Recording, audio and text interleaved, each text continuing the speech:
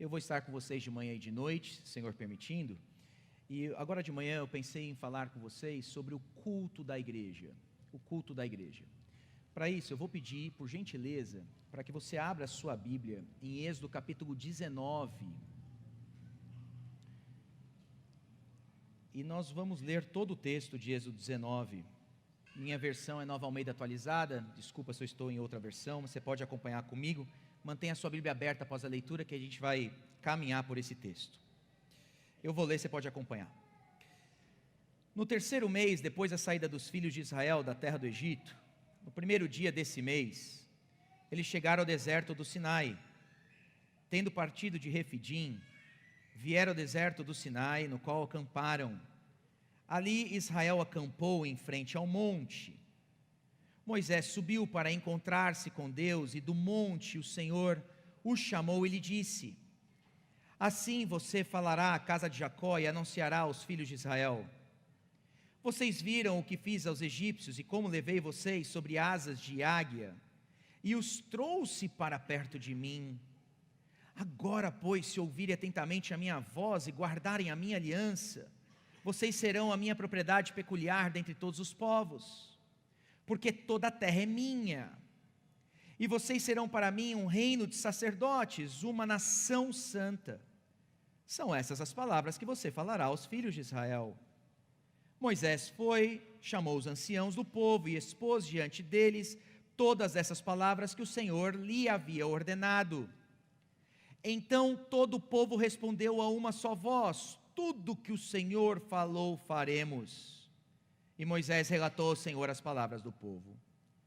O Senhor disse a Moisés: eis que virei a você numa nuvem escura, para que o povo ouça quando eu falar com você, e para que também creiam sempre em você. Porque Moisés tinha anunciado as palavras do povo ao Senhor. E o Senhor disse a Moisés: vá ao povo e consagre-o no dia de hoje e amanhã, que eles lavem as suas roupas, estejam prontos para o terceiro dia, porque no terceiro dia o Senhor, à vista de todo o povo, descerá sobre o monte Sinai. Marque ao redor do monte limites para o povo, dizendo: tomem cuidado para não subir o monte, nem tocar a sua extremidade. Todo aquele que tocar o monte será morto, mão nenhuma tocará nele. Se o fizer, será apedrejado ou flechado. Quer seja animal, quer seja homem, não viverá. Quando soar longamente a trombeta, então subirão o monte. Moisés desceu do monte para junto do povo e consagrou o povo, e lavaram as suas roupas. E Moisés disse ao povo: estejam prontos no terceiro dia, que até lá ninguém tenha relações com a sua mulher. Ao amanhecer do terceiro dia houve trovões, relâmpagos, uma espessa nuvem cobriu o monte, e houve-se um forte som de trombeta, de maneira que todo o povo que estava no arraial tremeu de medo. E Moisés levou o povo para fora do arraial ao encontro de Deus, e puseram-se ao pé do monte. Todo o monte Sinai fumegava, porque o Senhor havia descido sobre ele em fogo. A fumaça subia como fumaça de uma fornalha, e todo o monte tremia com violência. E o som da trombeta ia aumentando cada vez mais. Moisés falava, e Deus lhe respondia no trovão. O Senhor desceu sobre o monte Sinai, sobre o alto do monte. O Senhor chamou Moisés para o alto do monte, Moisés foi até lá. E o Senhor disse a Moisés: desça e avise ao povo que não ultrapasse o limite até o Senhor para vê-lo, para evitar que muitos deles sejam mortos. Também os sacerdotes que se aproximam do Senhor devem se consagrar, para que o Senhor não se volte contra eles.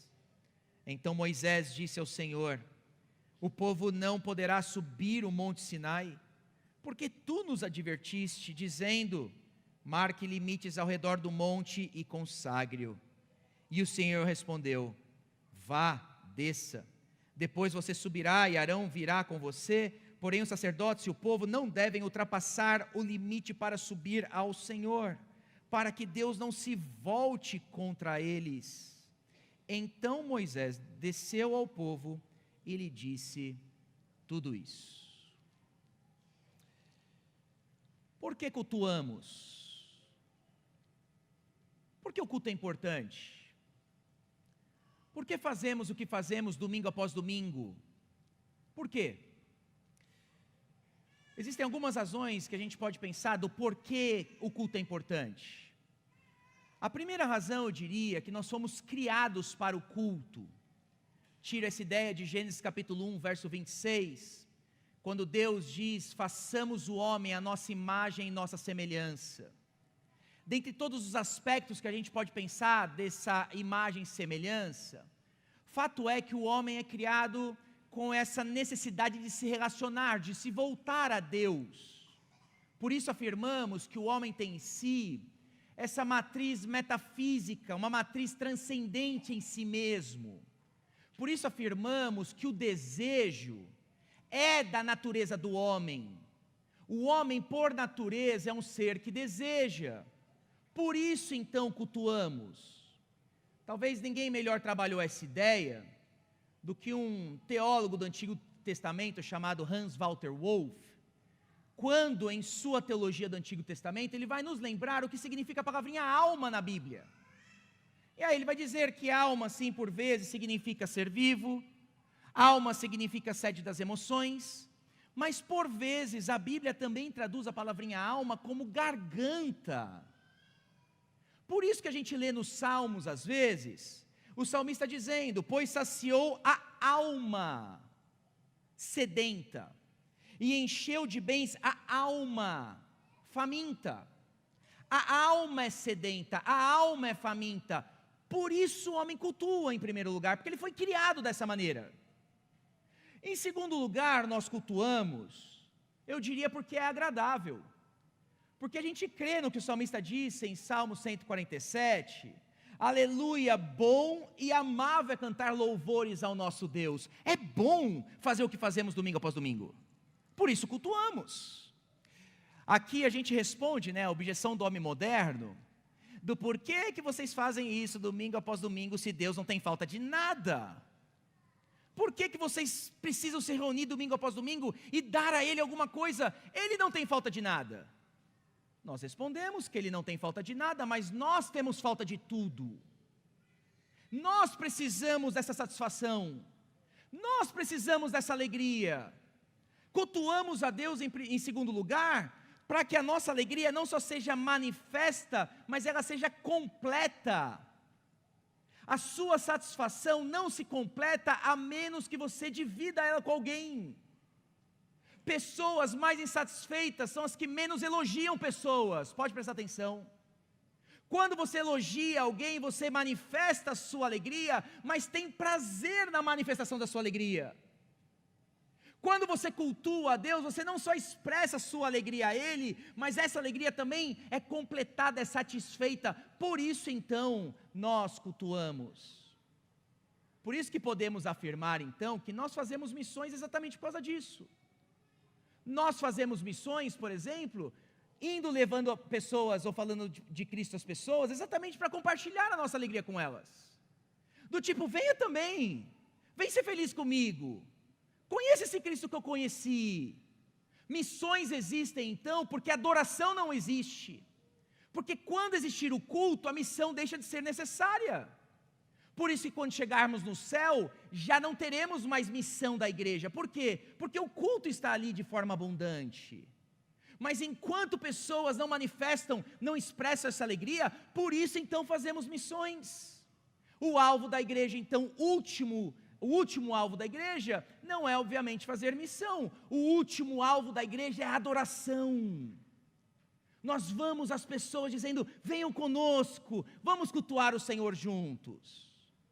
Em terceiro lugar, nós cultuamos porque é um mandamento. E aí muito na teologia reformada vai dizer que o culto é a expressão de uma ordem, é o cumprimento de uma ordem. Primeiro mandamento: não tenha outros deuses diante de mim, então você tem que adorar o Deus certo. Segundo mandamento: adore o Deus certo do modo certo. Não faça imagens de esculturas. Por isso então nós adoramos como cumprimento de uma ordem. Em quarto lugar, eu diria que nós adoramos ou cultuamos porque nós fomos salvos para isso. Porque o propósito da redenção é a adoração. Porque não existiria o êxodo se o Sinai não existisse. A razão de Deus libertar um povo em êxodo é porque a sua glória custa muito caro para Ele. Ele não quer deixar o seu povo privado dessa glória. Nós vemos isso muito claro no enredo de Êxodo, quando o Senhor vai dizer a Moisés: vá até Faraó, diga a ele, deixe o meu povo ir, para que me adore. O propósito então da sua salvação é o culto. Você foi salvo para o culto. Você foi salvo para fazer o que você faz domingo após domingo. Por isso você cultua. E se você perguntar, onde a gente tem essa ideia no Novo Testamento, eu acho que vocês estão na exposição de Efésios, vocês já passaram por aí. Efésios capítulo 1, por 3 vezes nós temos aquele hino do apóstolo Paulo, dos versos 3 a 14, e o apóstolo Paulo vai dizer por 3 vezes do porquê você foi predestinado, porquê que você foi adotado, porquê que você foi eleito na pessoa de Cristo, e ele vai dizer por 3 vezes, para o louvor da sua glória, para o louvor da sua glória, para o louvor da sua graça. Por isso cultuamos, por isso fazemos o que fazemos domingo após domingo. Agora, se o culto é importante, então eu diria que nós estamos hoje na passagem crucial acerca do culto na Bíblia. Eu diria que Êxodo 19, ou o Monte Sinai, não é somente o clímax do livro do Êxodo. Que é o clímax do Êxodo, nós sabemos. Êxodo tem 40 capítulos, 20 capítulos é destinado ao pé do monte. O clímax do livro do Êxodo não são as 10 pragas. O clímax do livro do Êxodo é o Senhor aproximando o seu povo para que prestem culto a Ele. 20 capítulos. Mas eu diria que esse evento do Sinai não é só o clímax do livro do Êxodo, mas de todo o Pentateuco. E aqui agora eu me valo das ideias de Carmen Joy Imes, uma teóloga que tem um livrinho muito bom, que é Bearing God's Name, não traduzido no português ainda, acerca do 3º mandamento, quando ela vai demonstrar para a gente de como toda a narrativa do Pentateuco aponta para esse evento que nós estamos considerando, para esse culto. E ela vai chamar a atenção da gente, dizendo que existem narrativas desse lado antes do Sinai, que são paralelas com narrativas pós-Sinai, do tipo, 7 vezes a palavrinha deserto aparece antes do Sinai. Você vai ler depois o livro de Números, 7 vezes aparece a palavrinha deserto também ali no livro.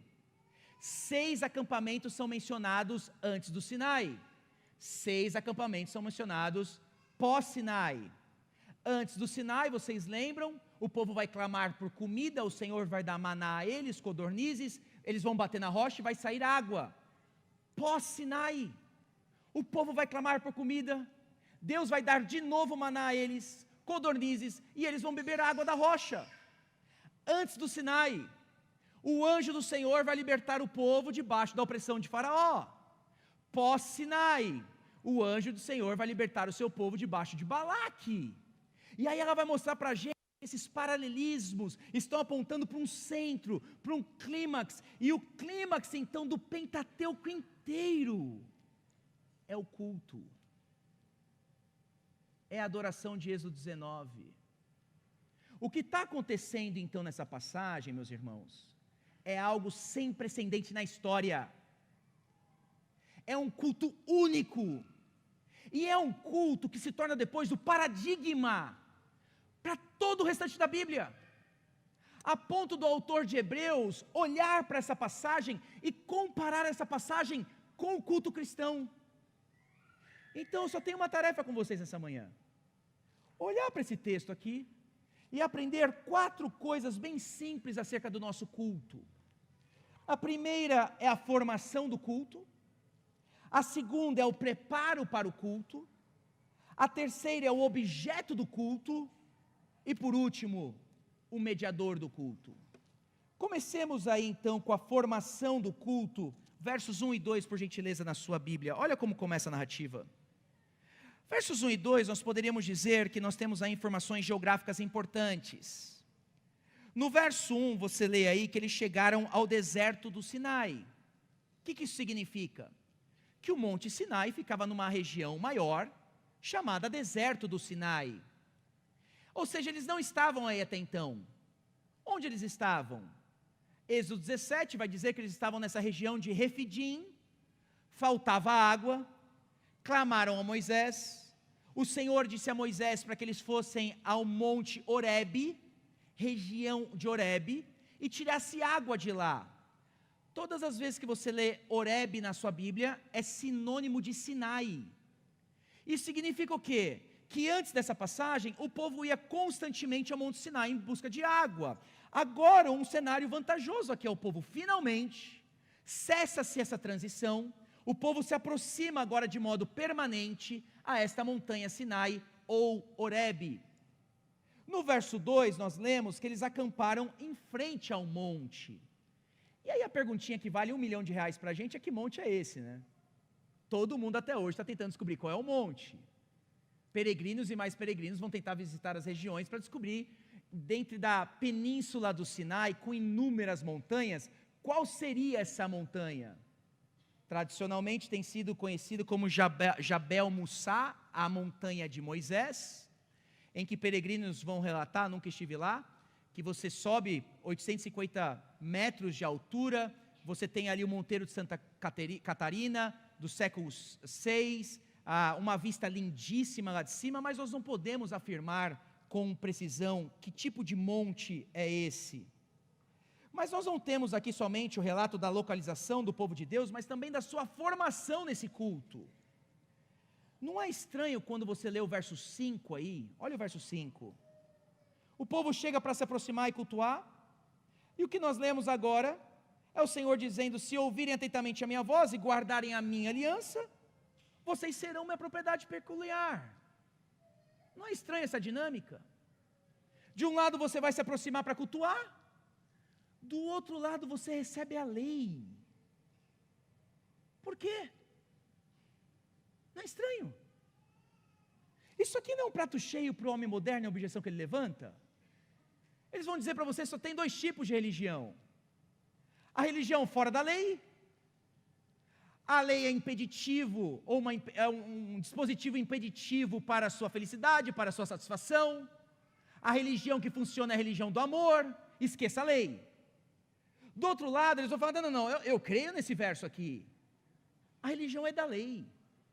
Se você quer se relacionar com Deus, eles vão dizer a você, o cristianismo é como qualquer outra religião. Você se aproxima dele cumprindo as leis, e você vai receber então a dádiva. Você vai receber então o benefício. Religião da lei. Mas é exatamente o oposto que está acontecendo aqui. Como é que a gente sabe disso? Olha o verso anterior, verso 4. Vocês viram o que fiz aos egípcios, e como levei vocês sobre asas de águia, e os trouxe para perto de mim. Depois vem o verso 5. Em primeiro lugar, graça. Em segundo lugar, lei. Em primeiro lugar, vocês não eram ninguém. Vocês eram escravos. Vocês jamais seriam libertos. Um povo pequeno, infrutífero. E eu resgatei vocês. Agora, porque eu resgatei vocês, toma a minha lei. O que a gente aprende então nesse culto é que a lei não serviu para a salvação do povo de Israel, mas a lei serviu para a formação do povo de Israel. E agora isso fica muito claro quando a gente lê o verso 5. Vocês serão a minha propriedade peculiar. Eu adoro essa expressão aqui, segulá no hebraico. Segulá, pensa num rei que tem inúmeros tesouros, mas ele tem aquela pedra preciosa que ele guarda do lado dele. Ele guarda no seu aposento. E a imagem aqui desse segulá, dessa propriedade peculiar, é que um tesouro que ele é destacado dentre todos os demais tesouros. O que Deus está dizendo ao povo é: passem a amar a justiça como eu amo, amem a misericórdia como eu amo, amem o que eu amo, e vocês se manifestarão, serão conhecidos como esse tesouro mais particular, mais peculiar que eu tenho. Então, em primeiro lugar, nós vemos que esse culto formou o povo de Israel pelo papel da lei, mas em segundo lugar, esse culto formou o povo de Israel pelo papel do monte. A pergunta que a gente deveria fazer aqui é: por que um monte? Por que Deus aproxima o povo ao pé do monte? A resposta é simples. Se você vivesse aqui na antiguidade, especialmente nessa região da Mesopotâmia, e fosse construir uma cidade, você construiria a cidade ao pé do monte, porque cidades eram construídas ao pé do monte. Você montaria ali sua tribo, e no topo do monte você colocaria o templo. No topo do monte você colocaria a divindade. No topo do monte você colocaria o zigurat. A lógica da cidade dos homens é essa: Deus está lá em cima e nós subimos. Deus está lá em cima e nós temos acesso. Deus está lá em cima e nós passamos por cima de tudo e todos, se necessário for, independente da reputação, independente do nome. Façamos para nós, é a lógica da Torre de Babel e a cidade dos homens, um nome grande para nós. O que está acontecendo aqui? Deus inverte a equação. Deus chama o povo para perto do monte para formar uma sociedade nova, para formar uma sociedade alternativa. Mas a cidade de Deus não é o homem que sobe, é Deus que desce. Na cidade de Deus não é o homem que busca, mas é Deus que resgata. Na cidade de Deus não é o homem que vai atrás dele, mas é Deus que desce e começa a formar agora um novo povo. Por isso que faz sentido o que nós lemos agora no verso 5, ou melhor dizendo, verso 6. Vocês serão para mim um reino de sacerdotes, e veja, uma nação santa. Vocês serão um povo alternativo, uma sociedade distinta, uma nova nação. Parece que agora faz sentido as palavrinhas de Jesus no Sermão do Monte para a gente. Vocês são a luz do mundo. E aí o que ele diz?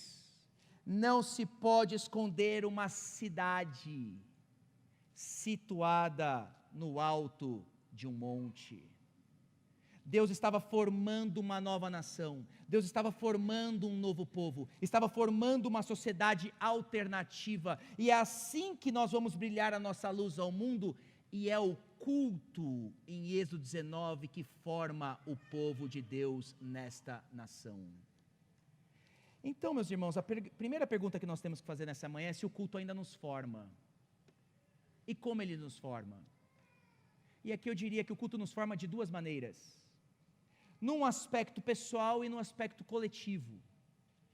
No aspecto pessoal, aqui é o exemplo que eu gosto de usar normalmente, que é, imagine você entrando nesse tipo de igreja. Você entra na igreja, a igreja está toda escura, e aí vai ter um momento agora do culto começar, e assim que o culto vai começar, ninguém lê a Bíblia, começa já com uma banda bem alta tocando, e agora é o seu momento com Deus, não é? É a sua adoração com Ele. As luzes estão apagadas e o som está bem alto, porque não interessa quem está do seu lado. É o seu momento. É a sua devoção. E aí quem pega o microfone, quem está aqui na frente, pega com muitas emoções. Emoção está à flor da pele. E você está no seu lugar no culto, tentando buscar a Deus também, da mesma maneira. Poucas orações, pouco silêncio nesse culto. Vem o momento da pregação, o pregador sobe, ele pega o microfone, ele diz: meus irmãos, eu preparei um sermão lindo para entregar para vocês essa manhã, mas enquanto a banda estava tocando aqui, o Espírito tocou meu coração, eu vou para outro caminho. E aí ele vai abrir a Bíblia dele em outro lugar, que ele não estudou, ele não preparou, e aí ele vai ler o texto com vocês, e aí assim que ele lê o texto, ele começa a contar inúmeras histórias, mas ele esquece do texto. Termina o culto, eles dão a bênção, você vai para casa. Sabe o que aconteceu com você na segunda-feira? Eu te falo o que aconteceu. Crise. Crise de fé. Porque na segunda-feira você sabe, não tem tanto barulho quanto no domingo. Na segunda-feira você sabe, você não tem tantos arrepios quando você vai buscar o Senhor. Na segunda-feira, às vezes você não vai nem ter vontade para orar. E você não sabe que Deus às vezes se manifesta no silêncio, porque a igreja não te ensinou isso. Na segunda-feira você tem que pegar a sua Bíblia e ler a Bíblia. Você não sabe ler a Bíblia. O culto não te ensinou.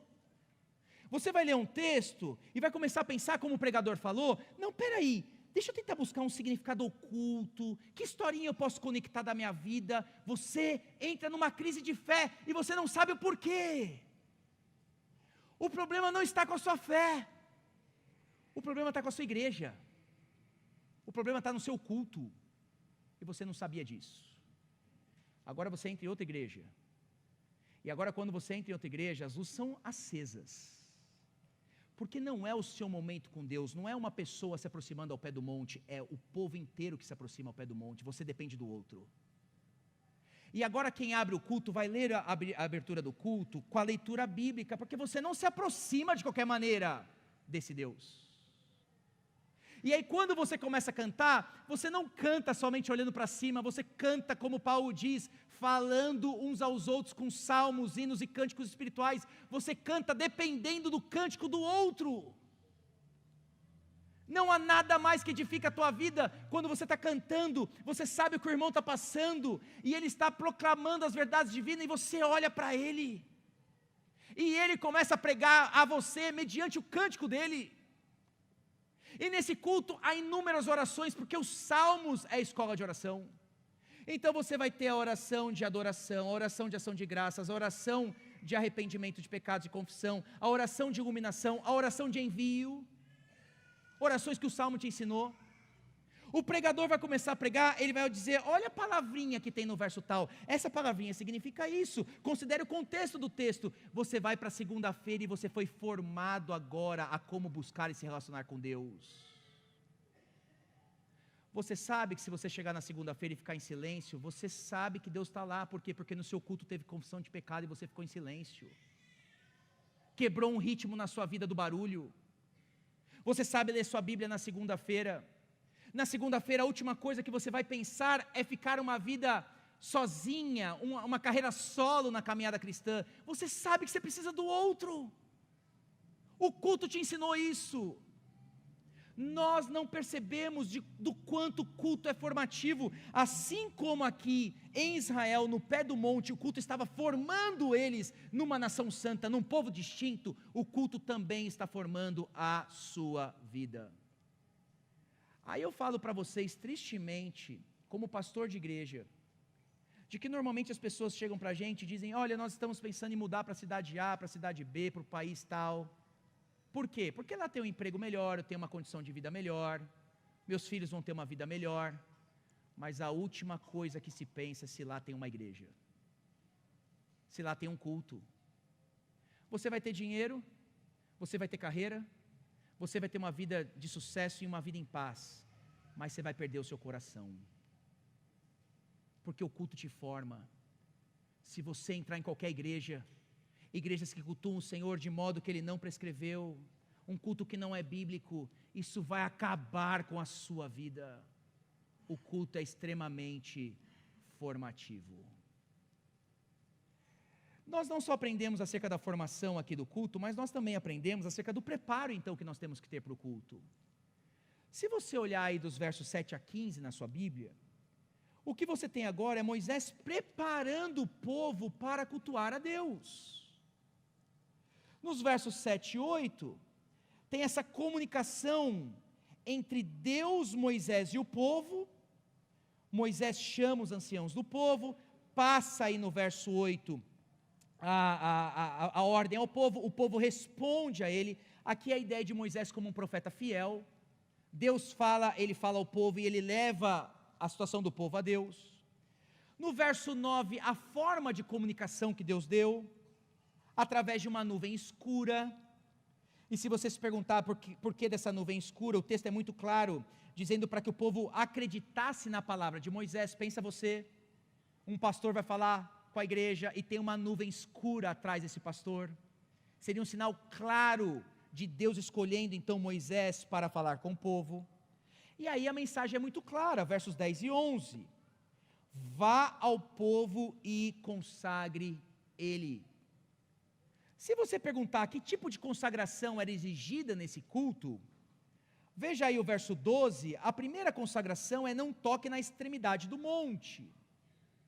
Pensa na dificuldade em Israel para isso. Milhares de pessoas, vocês com crianças pequenas, os animais, brincadeiras, animais correndo de um lado para o outro, chances grandes de tocar no pé do monte. Mas Deus aqui faz uma distinção entre ele e os demais deuses das nações pagãs, que podiam ser tocados, apalpados, beijados. De um lado Deus exige a aproximação, mas do outro lado ele exige um certo distanciamento santo do povo dele. No verso 13, eles não poderiam não só tocar no monte, mas também não poderiam tocar em morto. E aqui ele criado aqui um tipo de justiça, ou de aplicação da lei, que ainda assim iria manter aí a santidade, porque você deveria ou apedrejar, ou flechar a pessoa que tocou no morto, você nem poderia tocar nela. No verso 15, vai dizer que você não poderia nem tocar na sua própria mulher. E a ideia aí não é que o sexo é pecaminoso dentro do casamento, o sexo contamina o casal. A ideia aqui é de 1 Coríntios capítulo 7, quando Paulo vai usar o mesmo princípio, dizendo, olha, às vezes, é bom que o homem se prive da sua esposa, para buscarem o Senhor juntos. É mais ou menos isso que está acontecendo aqui no verso 15. No verso 14, o finalzinho do verso 14, você tem aí que eles deveriam lavar as suas roupas. Mais uma vez, imagine a dificuldade desse povo, filas quilométricas, a água só saía de um tipo ali da rocha ou da montanha, e às vezes você levaria o percurso de um dia para lavar todas as suas roupas, extremamente desgastante este cenário. E aí o verso 14 vai dizer para a gente que Moisés desceu do monte para junto do povo e consagrou o povo, e agora sim o povo estava pronto para encontrar com Deus.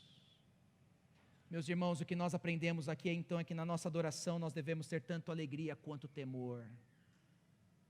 Nós devemos nos aproximar de Deus como diz o Salmo 2, sirvam o Senhor com temor, e alegrem-se nele com tremor. De um lado nós vamos falar como Davi, alegrei-me quando me disseram vamos à casa do Senhor, mas por outro lado nós também vamos dizer como Davi, o Senhor é terrível em seu santuário. De um lado nós vamos dizer como Pedro, mestre, é bom estarmos aqui. Por outro lado nós também falaremos como Pedro, afasta-te de mim, porque eu sou um pecador. Quando só há temor em nossos cultos, nós caímos num formalismo frio, impessoal, e a tentação é sermos legalistas. Quando só há alegria em nossos cultos, nós somos displicentes, desrespeitosos, relaxados, e a tentação é cair no liberalismo. De um lado Deus exige aproximação, mas por outro lado, Ele é Deus. Ele exige um distanciamento santo. O culto então é uma reunião singular, é uma reunião que nós não experimentamos em nenhum outro contexto, em nenhum outro lugar. O culto é esse encontro intenso com Deus, nas condições que Ele estabelece, de modo que somente Ele torna possível. E eu sei o quão fora de moda está hoje em dia pregarmos sobre nos prepararmos para o culto. Quando foi a última vez que você ouviu esse sermão? O preparo do culto. E aqui mostra então que nós estamos num descompasso histórico da tradição cristã. Jeremiah Burroughs, século 17, pregou 14 sermões em Levítico 10, ensinando a igreja dele de ei, cuidado, vocês estão indo cultuar. O que ele lembrava a sua congregação é 1 Samuel capítulo 16, verso 5, consagrem-se, e aí venham comigo ao sacrifício. Hebreus capítulo 10, verso 22, aproximemo-nos, mas com o coração sincero. Eclesiastes capítulo 5, verso 1, guarde o seu pé, quando você entrar na casa de Deus. Então a outra pergunta que eu faria para nós essa manhã é como está o nosso preparo? Como nós nos preparamos para o culto? Como são os nossos sábados? Como são as nossas agendas? Os pais de família que estão aqui, o quanto você prepara a sua família para o culto? O quanto você prepara o seu filho? o quanto domingo de fato é o clímax da sua semana, o quanto dentro da sua casa você clama: Senhor, por favor, venha se aproximar de nós nessa manhã, traga a nós esse encontro intenso nas condições que o Senhor estabelece. Como é o nosso preparo para o culto, a formação do culto, o preparo do culto, e agora o melhor do texto, o objeto do culto. E aí o que nós temos dos versos 16 a 20, é quem é adorado na nossa adoração. Diferente de outros deuses que habitavam no topo do monte e ficavam estáticos, calados, impassivos, eram indiferentes, Deus decide descer no monte. E aqui o que nós vemos é que quando Deus desce, o monte não o resiste. A terra não resiste à sua majestade, à sua santidade. Verso 16 vai dizer o período em que isso aconteceu: ao amanhecer do terceiro dia. Essa informação é importante, porque normalmente os céticos vão olhar para esse texto e vão dizer: isso aqui é uma montanha vulcânica, não teve nenhuma manifestação divina, teofania, esquece isso. Era um monte que estava expelindo fogo, e o povo de Israel achou que era Deus que estava encontrando com eles ali. Mas se você ler o verso 16, vai dizer que nesta manhã desse terceiro dia, houve trovões e relâmpagos, mas não estava chovendo. Vai dizer que nesse amanhecer do terceiro dia, no verso 16, tinha som de trombeta. Montanha vulcânica não faz isso. O que nós temos aqui é todas as forças e poderes da natureza batendo contra o monte. Relâmpagos, trovões, escuridão, fumaça, fogo e terremoto. E Yahvé está descendo neste monte. E aí então nós temos trovões e relâmpagos, sinais claros do poder de Yahvé. Salmo 29, verso 3 vai dizer: ouve a voz do Senhor, o Deus da glória troveja. Nós temos aqui a espessa nuvem, é um sinal do seu mistério, lembrete de que ele habita em luz inacessível, de que homem nenhum viu nem o pode ver, de que ele é incompreensível em toda a sua totalidade, de que sua grandeza não tem limites, de que ele está coberto como de um manto, de que o seu resplendor é como a luz. Deus se revela, mas nunca exaustivamente. Depois nós temos aqui o forte som da trombeta, e aqui é o rei chegando, porque nessa época isso seria o cortejo real. Quando o rei iria se aproximar do seu povo, um cortejo de trombetas tocariam para que o rei então se aproximasse. No verso 18 é dito que todo o Sinai fumegava. Às vezes a gente imagina o Monte Sinai simplesmente o fogo lá no topo, a fumacinha saindo do topo. Mas essa não é a ideia bíblica. A ideia bíblica é que desde a base do Sinai, todo esse monte está chacoalhando, a fumaça vem como se fosse uma chaminé de baixo para cima e toma conta deste monte. E se você perguntar qual é o resultado deste encontro, medo. Verso 16, o final do verso 16. Todo o povo que estava no arraial tremeu de medo. E não pense vocês que Moisés, o grande Moisés, estava confidente. Porque nós lemos em Hebreus capítulo 12, verso 21, de que na verdade o espetáculo era tão terrível que Moisés disse: estou apavorado e trêmulo. Meus irmãos, essa é a glória do Deus que nós adoramos domingo após domingo. Isso muda a nossa adoração, não muda? A razão bíblica da adoração transcende as nossas circunstâncias. Se você vem cultuar a Deus mediante o resultado das suas circunstâncias, o que você está dizendo a si mesmo é que você é o objeto da sua adoração. Quando você conhece Deus dessa maneira, ninguém precisa implorar a você: vamos para a igreja. A sua esposa não precisa virar para você e dizer: vamos para o culto hoje. É irresistível deixar de adorar esse Deus que nós estamos descrevendo. Se você é atraído à beleza, se você é atraído à majestade, você não resiste não cultuar esse Deus que nós estamos considerando. Nós adoramos a Deus do jeito que adoramos, independente das nossas circunstâncias. Por quê? Porque o objeto da nossa adoração é Ele. Mais do que isso, todo culto verdadeiro é genuinamente belo, porque o seu objeto é maravilhosamente belo. O que torna um culto agradável não é estética musical. O que torna um culto agradável não é arquitetura local. O que torna um culto agradável não é a atmosfera ou ambiente que nós criamos. O que torna o culto agradável é o próprio Deus. É quando Deus se aproxima de nós. É quando nós os conhecemos nos termos dEle, que nós então não resistimos dar glória a Ele. Sinceramente falando com vocês, eu fico imaginando a nossa tendência, do culto à personalidade hoje em dia. Se vocês aqui na região do ABC descobrissem que Moisés estava vindo aqui hoje, na igreja do lado pregar, o que aconteceria? Todos nós esvaziaríamos esse templo, iríamos até o culto onde Moisés é o pregador, iríamos cultuar com Moisés.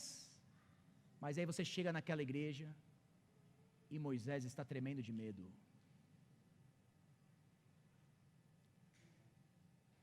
Porque quem é Moisés? Mediante Yahvé. Quem é o grande profeta? Quando Deus se revela, Moisés tem medo. E aí a última pergunta que a gente tem que fazer é: então como é que a gente vai se aproximar?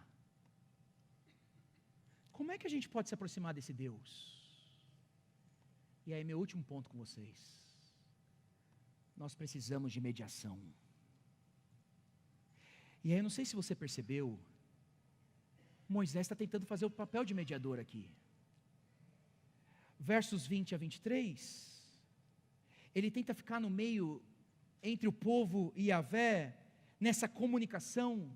Mas o que acontece no verso 23 é que ele chega à conclusão da impossibilidade do povo de Deus cultuar o próprio Deus.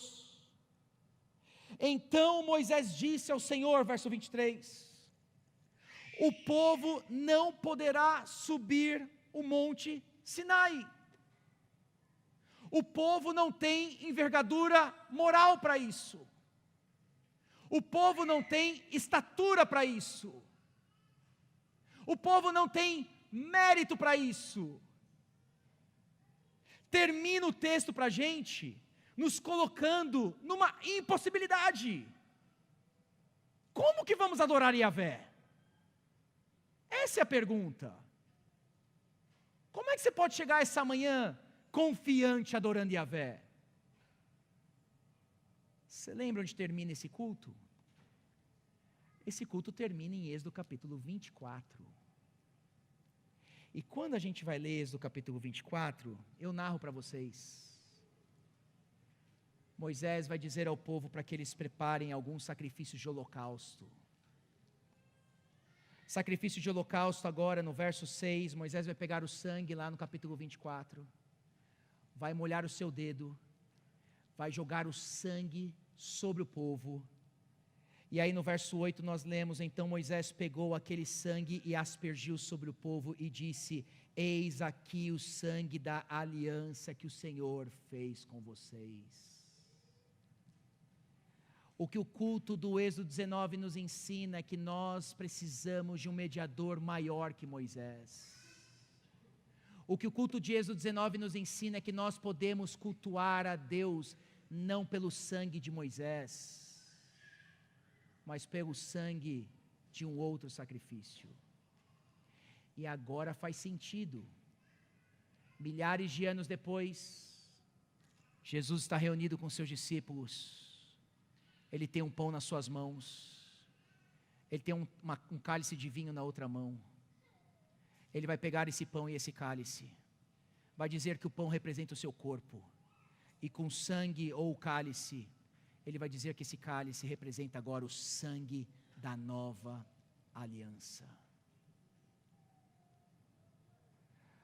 Nós podemos nos aproximar de Deus, meus irmãos, Porque um sangue abriu um caminho para nós.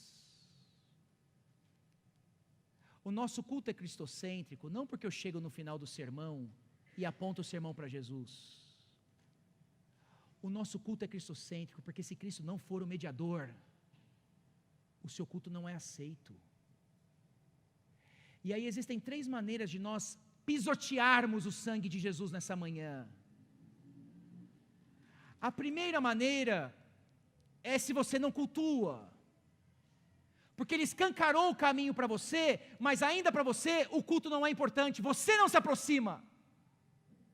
Isso é pisotear o sangue de Cristo. Existe uma segunda maneira de você pisotear o sangue de Cristo nessa manhã. Quando você se aproxima de Deus sem a mediação de Cristo, achando que você pode subir o monte, que você pode dar adoração. Existe uma terceira maneira que nós podemos pisotear o sangue de Cristo nessa manhã, entendendo que Ele é o nosso novo e vivo caminho. E todas as vezes que vocês entram por essas portas, você se lembra do sangue que foi derramado, e você tem a consciência que você só pode se aproximar de Deus nessa manhã, porque Ele é o novo e vivo caminho para você. Por isso cultuamos. E eu termino nessa manhã lendo então Hebreus capítulo 10, versos 19 a 22 com vocês. Hebreus capítulo 10, versos 19 e 22.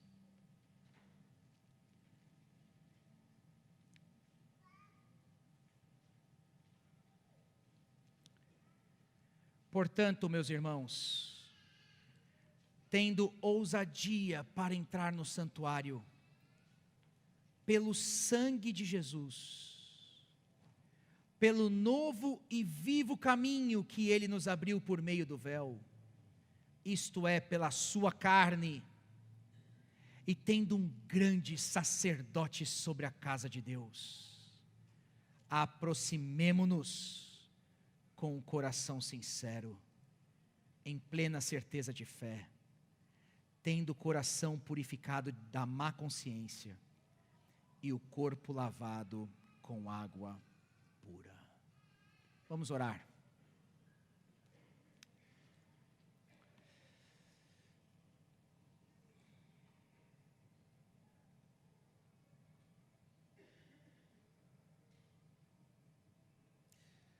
Senhor nosso Deus,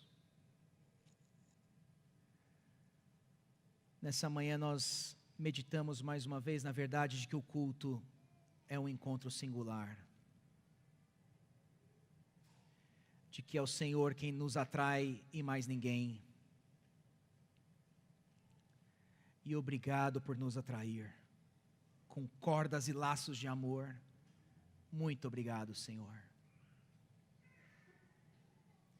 Senhor, nessa manhã nós meditamos mais uma vez da importância do culto em nossas vidas. E talvez há pessoas nessa manhã que precisam ser despertadas pelo Senhor para isso. Estão pisoteando o sangue de Cristo. Um caminho foi aberto, mas estão negando este caminho. Estão menosprezando esse caminho. Senhor, pelo Teu Santo Espírito, toque esses corações e desperte-os para Ti.